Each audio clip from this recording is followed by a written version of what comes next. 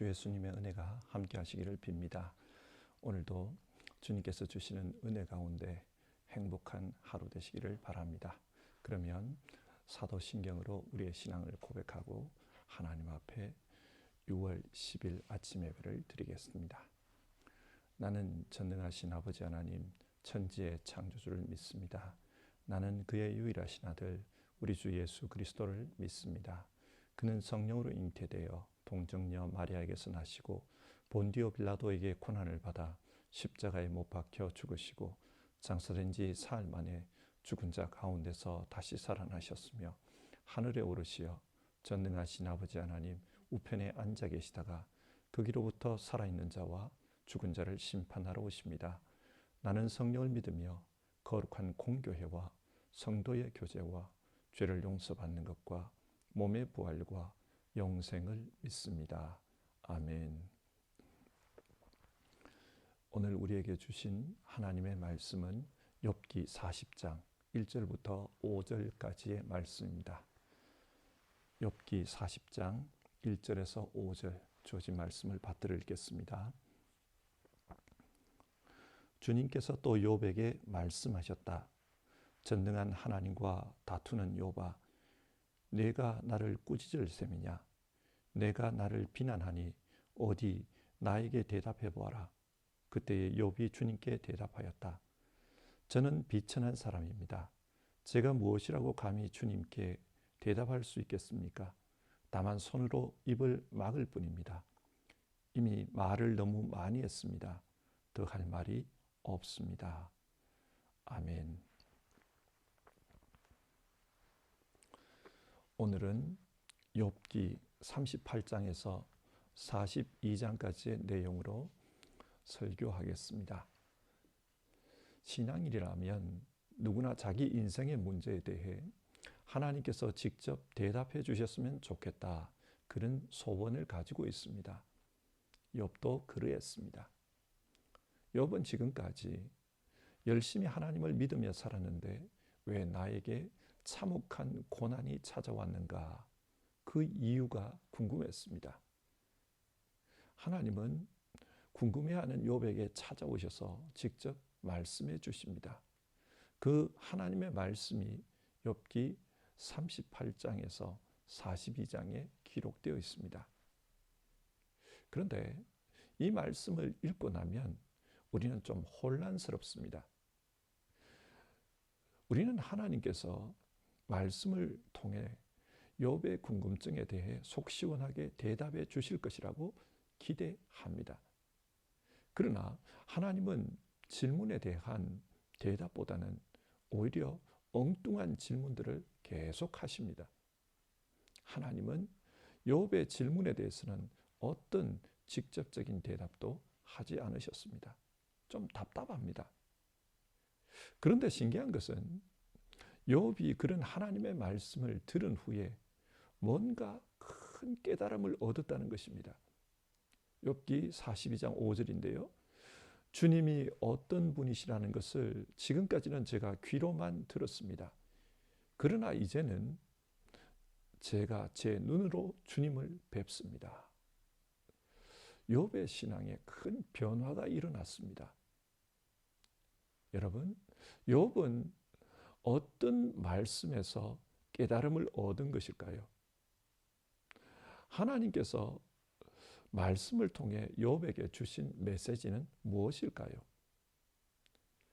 욥기의 말씀을 통해 함께 생각해 봅시다. 욥기 38장 1절, 그때 주님께서 욥에게 폭풍이 몰아치는 가운데서 대답하셨다. 하나님은 욥에게 폭풍이 몰아치는 가운데 나타나셨습니다. 그리고 말씀하셨습니다. 여기서 폭풍으로 번역된 말은 히브리어 세아라입니다. 신학자들은 이 세아라가 소극적으로는 욥의 무지함을 꾸짖는 바람이다. 적극적으로는 하나님의 지혜를 깨닫게 하는 지혜의 바람이다. 그렇게 해석합니다. 이 바람은 하나님의 임재를 상징합니다. 그런데 이 바람은 성경에서 하나님의 창조 사역과 연관이 있습니다. 창세기 1장 2절 하나님께서 천지를 창조하실 때 땅이 혼돈하고 흑암이 깊음 위에 있었습니다. 그리고 그런 가운데 하나님의 영 성령께서 바람처럼 수면 위를 운행하십니다. 그러는 가운데 천지 창조가 시작되었습니다. 여기서 성령은 바람의 모습으로 나타나 세상을 새롭게 만드시는 분이셨습니다. 그처럼 지금 하나님께서는 바람 가운데 욥에게 나타나셔서 욥을 새롭게 만드십니다. 어떻게 해요? 욥은 지금까지 사람들에게 들어서 배운 그 신앙으로 살았습니다. 그 신앙이 어떤 신앙이었습니까? 하나님은 선하시기 때문에 선을 행하는 자에게는 복을 주시고 악을 행하는 자에게는 벌을 주신다. 인과응보의 신앙이었습니다. 심은 대로 거둘 것이다. 그것을 믿는 신앙이었습니다. 그렇기 때문에 욥은 율법을 행하는 삶이 중요하게 작용했습니다. 그런데 그렇게 율법을 행하며 살았는데도 욥의 삶에 큰 고난이 다가왔습니다. 이 고난은 지금 욥이 가지고 있는 그 신앙으로는 해결이 안 되었습니다. 해석이 안 됩니다. 이때까지 죄 짓지 않기 위해 노력하며 살았는데 왜 고난이 찾아왔는가 알 수가 없었습니다. 그래서 욥의 신앙은 큰 혼돈에 빠진 겁니다. 마치 창세기 1장 2절의 말씀과 같습니다. 땅이 혼돈하고 공하며 흑암이 깊음 위에 있고, 당시 욥의 신앙 상태가 이런 혼돈의 상황이었습니다. 그런데 이런 욥의 삶에 하나님께서 창조의 바람으로 임하십니다. 그리고 말씀하십니다. 천지 창조가 어떻게 이루어지는지 아느냐? 자연세계가 어떻게 보존되고 있는지 아느냐? 모든 피조물들이 왜 그렇게 만들어졌으며 왜 그런 모습을 가지고 살고 있는지 아느냐? 하나님은 욥기 38장부터 41장까지 4장에 걸쳐서 이런 질문을 하십니다. 여러분, 하나님께서 왜 욥에게 이런 질문을 하실까요? 답을 구하는 욥에게 왜 질문을 하실까요? 하나님은 지금 이 질문을 통해 너 자신이 누구인지를 알라, 그것을 말씀하는 것입니다. 욥은 자신이 지혜롭다고 생각했습니다. 그래서 지금까지 고난의 원인이 무엇인가, 그것에 대해 자기 지혜를 가지고 친구들과 논쟁했습니다. 그리고 자기가 가지고 있는 그 지혜의 테두리 내에서 자기가 옳다는 것을 말했습니다. 그런데 문제는 그렇게 말하다 보니 하나님을 비난하고 만 것입니다. 나는 죄를 짓지 않았는데 내게 고난이 임했다. 그렇다면 이 고난은 내 잘못이 아니라 하나님이 잘못이다. 그렇게 주장한 것입니다. 하나님을 믿는 사람이 하나님을 비난한 것입니다. 생각해 보십시오. 상식적으로 이게 옳은 신앙입니까? 하나님을 믿는다고 하는 사람이 하나님을 비난하고 있습니다. 예를 들어 생각해 봅시다. 저는 눈이 나쁩니다. 그래서 안경을 끼고 세상을 봅니다. 만약 제 안경 렌즈가 푸른색을 띈다면 저는 세상이 푸르다 그렇게 생각할 것입니다. 혹은 제 렌즈가 갈색이라면 저는 세상이 갈색이라고 확신할 것입니다. 근데 여러분, 이것이 과연 세상을 바르게 보는 것입니까? 사람은 누구나 자기의 지식, 자기의 가치관이라는 렌즈로 세상을 봅니다. 하나님은 지금 욥에게 네가 보는 그 신앙의 렌즈, 지혜의 렌즈, 그것이 올바른가? 그것을 확인하라는 것입니다. 그 렌즈 자체가 올바르지 않다면 자기가 옳다고 욥은 주장하지만 그의 주장은 틀린 것입니다. 그래서 하나님은 계속해서 욥에게 질문하신 것입니다. 네 지식이 온전하냐? 네가 가지고 있는 지혜가 올바른 것이 맞냐? 유한한 것 아니냐? 하나님은 이런 질문을 통해 욥의 렌즈가 잘못되었다는 것을 깨닫게 하시는 것입니다. 우리는 하나님을 온전하게 볼 수 없습니다. 따라서 하나님을 온전하게 이해할 수도 없습니다. 그런데 내 지식에 근거해서 하나님은 이런 분이다 그렇게 단정해버립니다. 그러다 보니 욥과 같이 하나님을 믿지만 그 믿음에 있어서 오류가 발생하고 마는 것입니다. 하나님은 이 질문들을 통해 너 자신을 알라. 너가 얼마나 유한한 존재인지를 알라. 너가 얼마나 오류에 빠질 수 있는 그런 존재라는 것을 알라. 그것을 깨우치고 있는 것입니다. 40장 2절 하나님은 이런 말씀을 하십니다. 전능한 하나님과 다투는 욥아, 네가 나를 꾸짖을 셈이냐? 네가 나를 비난하니 어디 나에게 대답해 보아라. 욥은 유한한 자기 생각에 근거해서 하나님이 틀렸다고 단정했습니다. 그러면서 비난했습니다. 그러나 하나님은 지금 욥이 대답할 수 없는 계속된 질문을 통해 네가 생각한 그 믿음이, 네가 생각한 그 지혜가 오히려 틀린 것이 아니냐, 그것을 깨닫게 하십니다. 이런 하나님의 질문을 통해 욥은 자기 자신이 어떤 존재인지를 깨닫게 되었습니다. 그래서 40장 4절과 5절 저는 비천한 사람입니다. 제가 무엇이라고 감히 주님께 대답할 수 있겠습니까? 다만 손으로 입을 막을 뿐입니다. 이미 말을 너무 많이 했습니다. 더할 말이 없습니다.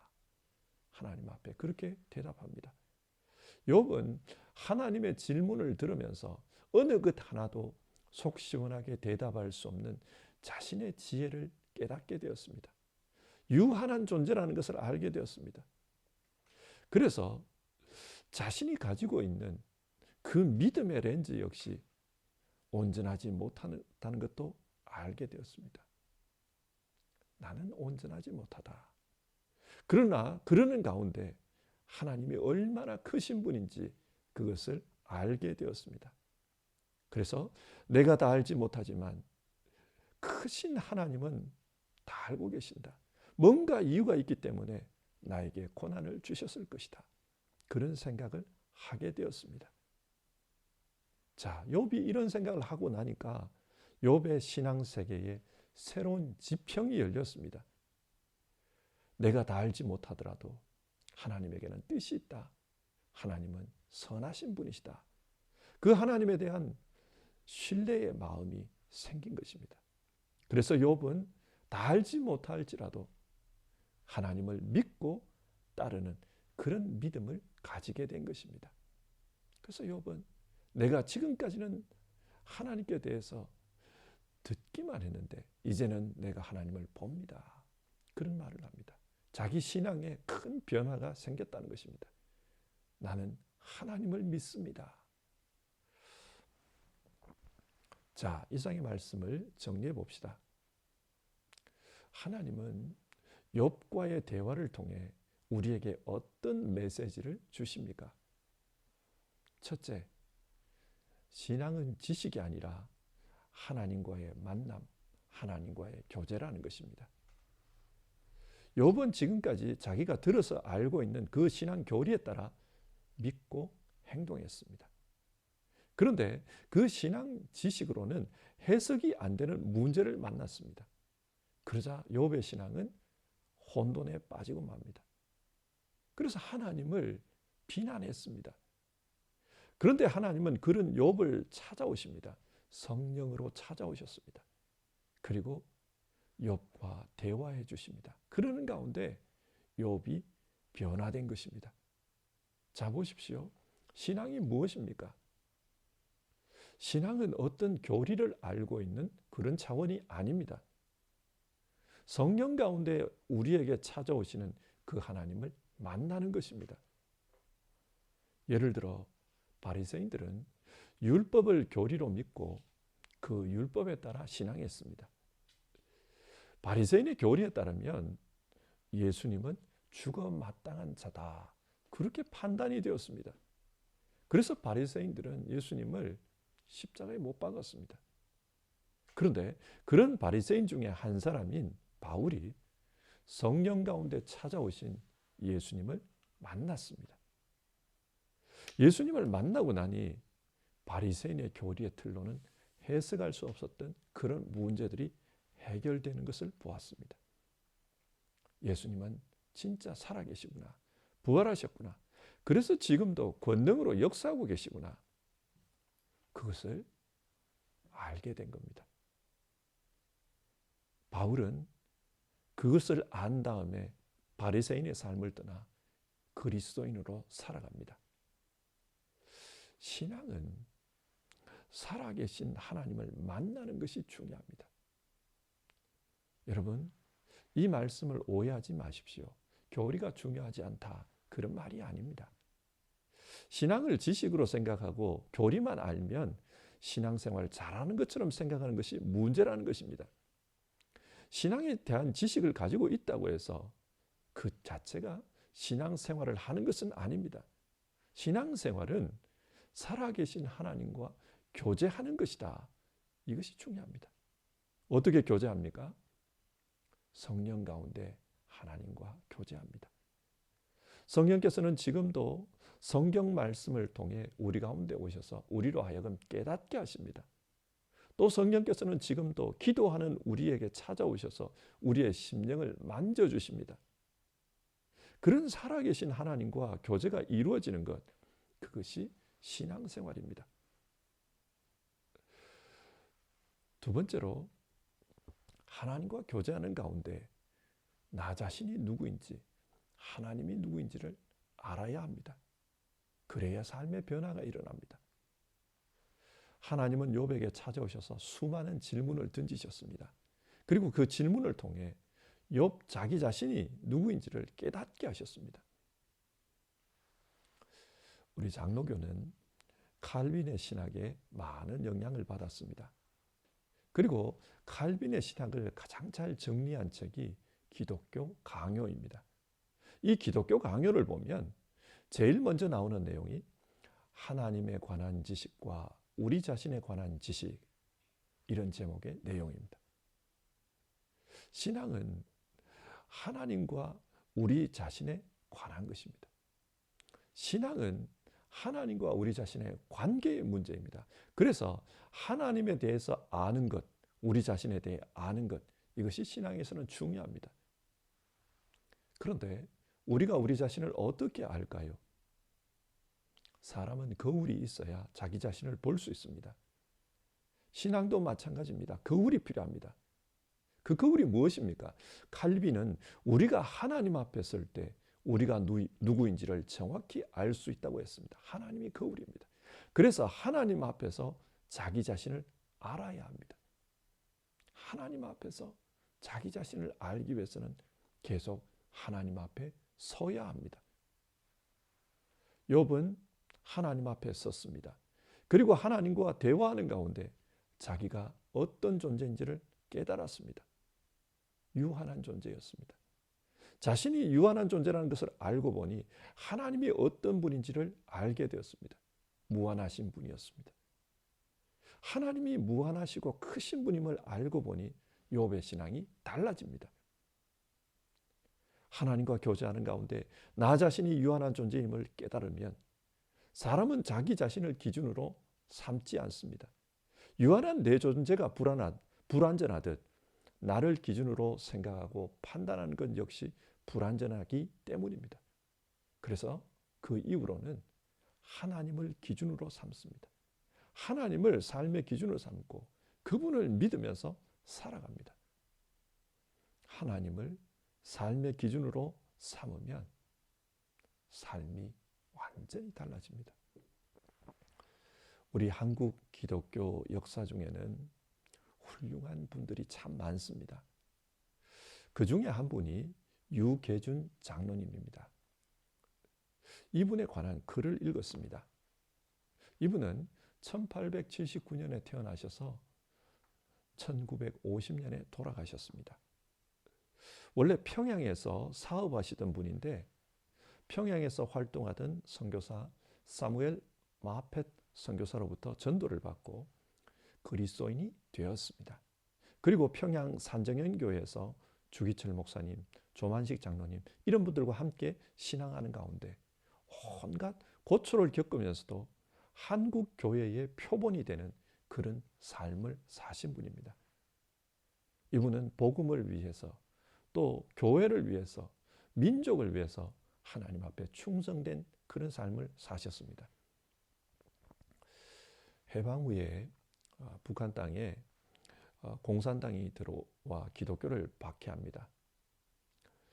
그런 가운데 자신의 가족들과 교인들을 월남시켰다고 합니다. 하지만 자기 자신은 교회를 끝까지 지켜야 되겠다 그렇게 생각하고 평양에 남았습니다. 그때 공산당은 산정연 교회를 가만히 공장으로 사용할 테니까 내놔라 그런 요구를 했다고 합니다. 유계준 장로님은 어떻게 헌금으로 하나님께 드린 이 교회를 공장으로 사용할 수가 있는가? 절대 그럴 수 없다. 그렇게 공산당에 맞서다가 순교하셨습니다. 당시 이 공산당 재판 과정을 기록했던 그 서기가 그 당시 장로님의 모습을 보면서 큰 감동을 받았다고 합니다. 그래서 훗날 이분은 남한에 내려오셔가지고 크리스찬이 되었다고 해요. 이분은 정말 신실하게 신앙으로 사시는 분이었습니다. 그래서 하나님 때문에 고난받는 것도 감수하셨습니다. 이분은 원래 하나님을 모르던 분이었습니다. 그런데 하나님을 자기 삶의 기준으로 삼고 살다 보니까 하나님 때문에 고난받는 것도 감수하게 되었습니다. 그리고 하나님을 기준으로 삼는 이 신앙을 자기뿐만 아니라 자기의 자녀들에게도 그대로 전수했습니다. 유계준 장로님에게는 8남매가 있었는데 그 8남매 중에 6명이 의사라고 합니다. 그리고 2명은 교수와 약사였다고 해요. 모든 자녀들이 어려운 시절 어렵게 공부를 해서 사회를 섬기고 민족을 섬기는 그런 사람이 되도록 그렇게 키운 겁니다. 그래서 이분들도 아버지를 본받아서 사회를 섬기고 교회를 섬기고 민족을 섬기는 그런 삶을 살았다고 해요. 그 결과 이 가정이 하나님 주시는 큰 복을 받았다고 합니다. 이 후손들이 돌아가시고 나중에 그 후손들의 자손들 그분들을 파악을 해보니까 그 자손 중에 박사가 153명이나 되었고 그 중에는 서울대 총장도 있었고 국립의료원장도 있었고 부총리가 되신 분도 있었고 사회 여러 곳에서 섬기는 그런 지도자들이 많이 나왔다는 겁니다. 자 보십시오. 고난 가운데 하나님이 내 신앙의 기준이 되어야 한다. 그것을 깨닫고 하나님을 기준으로 삼고 하나님께 충성했던 그 욥에게 마지막에 하나님께서 큰 복을 주셨습니다. 그처럼 자기 인생의 기준을 하나님으로 삼고 하나님 앞에 충성되게 살아갔던 이 유계준 장로님의 가정 역시 하나님으로부터 큰 복을 받았다고 합니다. 오늘 이 예화를 통해서 우리도 복받자 그걸 말하려고 하는 것이 아닙니다. 참된 신앙이 뭐냐라는 거예요. 참된 신앙은 신앙 지식을 가지는 것이 아니라 진짜 살아계신 하나님을 만나는 것이다. 진짜 살아계신 하나님을 만나면서 살아가는 사람은 그 삶이 변화됩니다. 그 삶이 변화되는데 어떻게 변화되느냐? 하나님을 자기 인생의 기준으로 삼습니다. 자기 자신이 기준이 아니라 하나님이 기준입니다. 하나님을 기준으로 삼고 보니 이웃을 사랑하고 하나님을 사랑하고 세상을 섬기는 그런 삶을 살게 되었습니다. 그래서 이분의 삶도 변화되었고 가정도 변화되었습니다. 성도 여러분, 우리도 오늘 욥기를 통해 바른 신앙이 무엇인지를 이해합시다. 바른 신앙은 지금도 살아계셔서 우리와 대화해 주시는 그 하나님, 그 하나님과 교제하는 신앙입니다. 그래서 하나님과 교제하는 가운데 내가 누구인지 하나님이 누구인지를 알고 그 신앙에 따라서 바르게 살아가는 것, 그것이 중요합니다. 우리 모두 하나님과 교제하는, 살아계신 하나님과 교제하는 참된 신앙의 길을 걸어갑시다. 찬송가 384장입니다. 나의 갈 길 다가도록 우리 1절 부르고요. 같이 기도하겠습니다.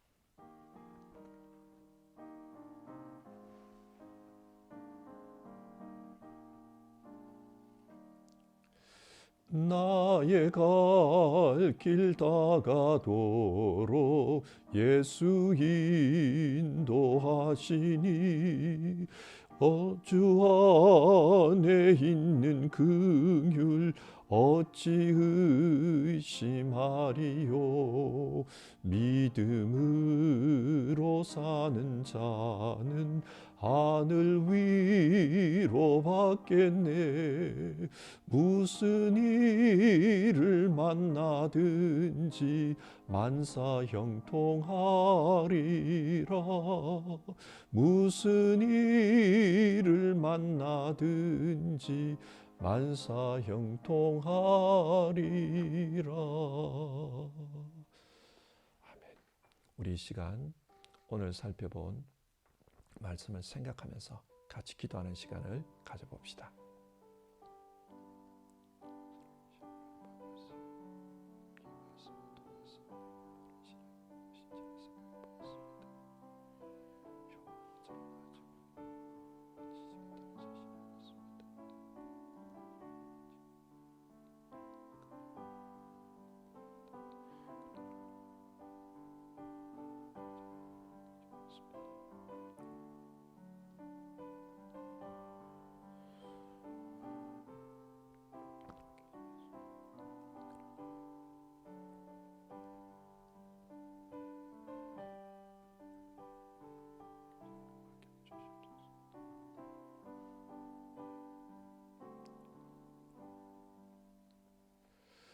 하나님, 오늘 욥기의 말씀을 통해서 우리가 어떻게 신앙해야 하는지를 살펴보았습니다.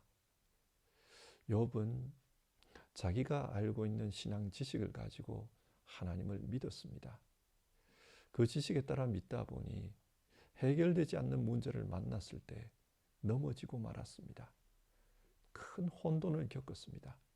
그러나 하나님께서는 그런 욥에게 찾아오셔서 만나주셨고 말씀해 주셨고, 그래서 욥으로 하여금 바른 신앙의 길로 갈 수 있게 해주셨습니다. 하나님, 오늘 우리는 이 말씀을 통해 신앙은 신앙에 관한 지식을 가지는 것이 아니라 지금도 살아계신 하나님과 교제하는 것이다. 성경 말씀 가운데 교제하고 기도하는 가운데 교제하는 것이다. 그렇게 말씀 나눴습니다. 하나님, 우리도 정말 살아계신 하나님과 살아있는 교제를 나누는 그런 신앙생활을 하게 하여 주시옵소서.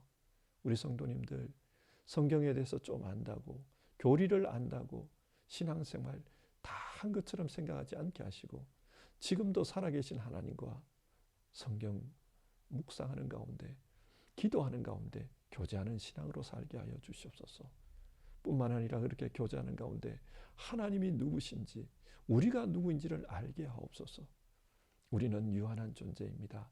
그렇기 때문에 우리 자신을 삶의 기준으로 내세울 수가 없습니다. 하나님께서 우리의 삶의 기준이십니다. 하나님을 본받는 삶, 하나님의 말씀을 기준으로 살아가는 삶 되게 하여 주시옵소서. 그러면 우리 가운데 역사가 일어나고 변화가 일어나고 또 하나님께서 만들어주시는 새로운 삶이 시작된다는 것을 우리가 말씀으로 나눴습니다. 우리 모두 새로운 인생 살아가도록 그렇게 우리를 도와주시옵소서. 오늘도 정말 성경이 가르치는 그런 믿음으로 살기를 원하는 모든 성도님들에게 하나님이여 믿음의 복을 주시고 그 삶에 참된 변화의 복을 주시옵소서. 이 모든 말씀 우리 주님 예수님의 이름으로 기도드리옵고 다 아뢰지 못한 기도는 주님 가르치신 기도로 대신합니다. 하늘에 계신 우리 아버지, 아버지의 이름을 거룩하게 하시며 아버지의 나라가 오게 하시며 아버지의 뜻이 하늘에서와 같이 땅에서도 이루어지게 하소서. 오늘 우리에게 일용할 양식을 주시고 우리가 우리에게 잘못한 사람을 용서하여 준 것 같이 우리 죄를 용서하여 주시고 우리를 시험에 빠지지 않게 하시고 악에서 구하소서. 나라와 권능과 영광이 영원히 아버지의 것입니다. 아멘.